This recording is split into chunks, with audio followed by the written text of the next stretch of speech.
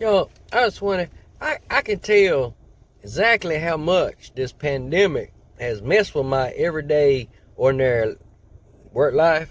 I went in there yesterday to work, and when I walked in, it's like everybody was freaking out, running around, milling about, like in a panic. And I just remember in the past, I'd have been like, what's going on? Was something on fire? Except now, when I go in there and everybody's milling about, I just go, all right, who coughed? Idy Clayer.